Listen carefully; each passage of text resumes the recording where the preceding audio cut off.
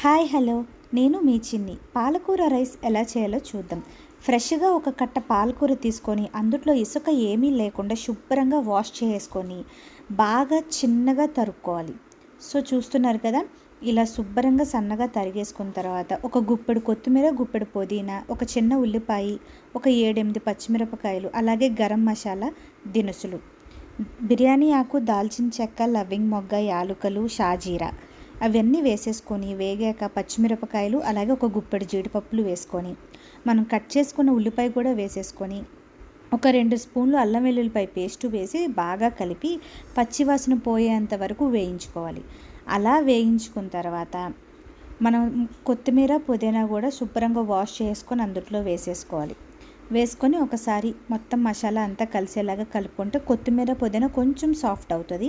So ఇలా soft అయినప్పుడే మనం తరుక్కున్న పాలకూర మొత్తం అందులో వేసేసి శుభ్రంగా కలుపుకొని ఇలా మొత్తం మెత్తగా అయ్యే వరకు మగ్గించుకోవాలి.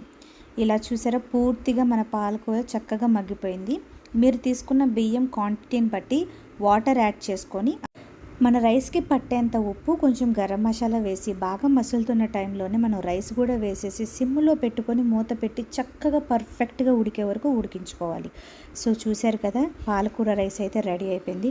మీ ఇంట్లో పిల్లలు పాలకూర కూరలాగా తినకపోతే ఖచ్చితంగా ఇలా రైస్ లాగా ట్రై చేసి పెట్టండి. ఖచ్చితంగా వాళ్ళు ఇష్టపడతారు. హెల్త్కి కూడా చాలా మంచిది. సో మీరు కూడా ఈ పాలకూర రైస్ ట్రై చేసి ఎలా వచ్చిందో నాకు కామెంట్